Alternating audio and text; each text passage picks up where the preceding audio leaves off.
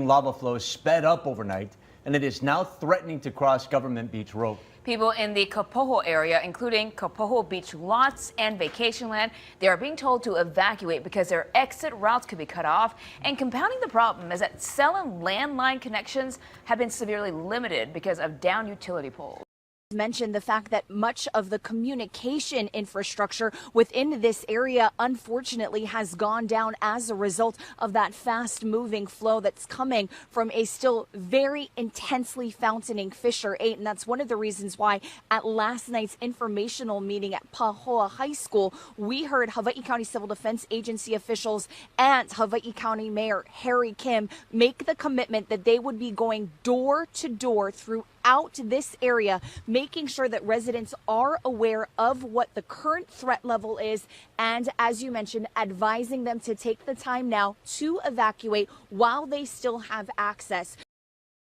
There are so many areas right now throughout Lower Puna where unfortunately roads are no longer accessible as a result of these lava flows. Of course, Highway 132 getting crossed at mile marker 3 yesterday just before 2 o'clock in the afternoon. This after that lava flow had already passed through Puna Geothermal Venture, cutting across their main driveway. They do still have a back road in and out of the plant, and that's how they will continue to monitor for the potential of hydrogen sulfide release.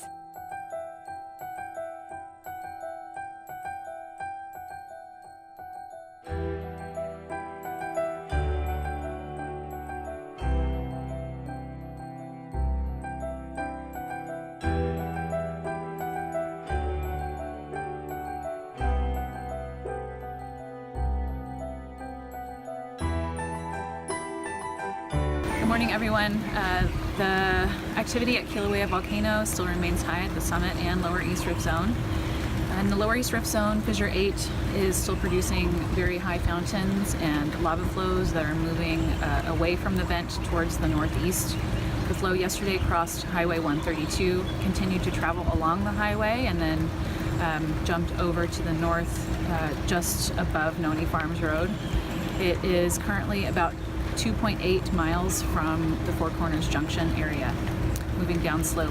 Overnight, it had speeds up to 600 yards per hour.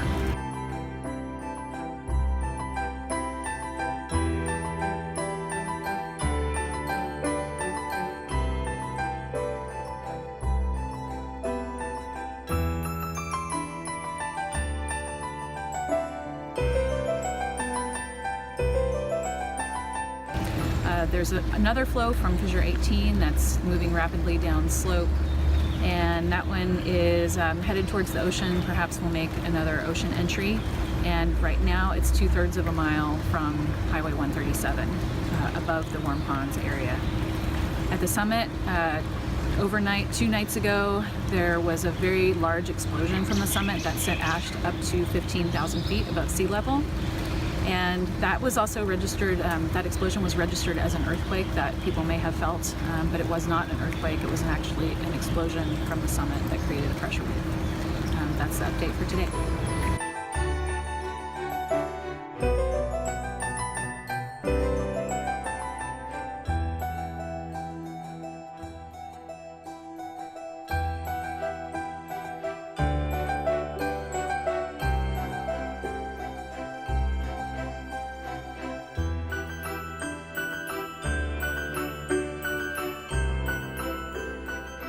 A USGS, Unmanned Aircraft Systems, mission in Kilauea Volcano's lower East Rift Zone, helps prompt and guide evacuations and leads to the successful rescue of a resident, after a lava pond outbreak sent a very fast flow down Lu'ana Street.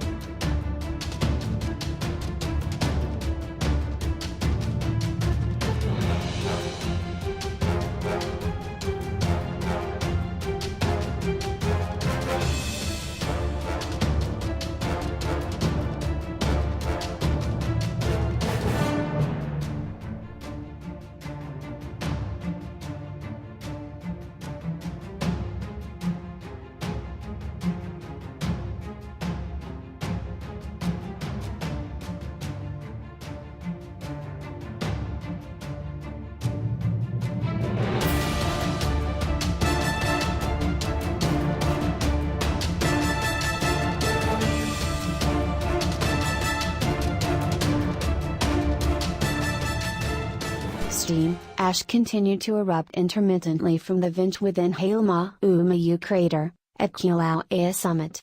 Additional explosive events that could produce minor amounts of ash fall downwind are possible at any time. Volcanic gas emissions at the summit remain high. The Department of Health has received reports of children using N95 masks in school and outside. Please be advised masks are not intended for use by children or infants. Reduce their exposure by keeping them inside. High concentrations of SO2 are still present in the Leilani Estates area, where fissures continue to emit gases. Residents close to any volcanic activity should remain alert and be prepared to voluntarily evacuate if necessary. A meeting to discuss fog and ash exposure is scheduled in the Cal District at the Robert Herkes Gym in Pahala this evening.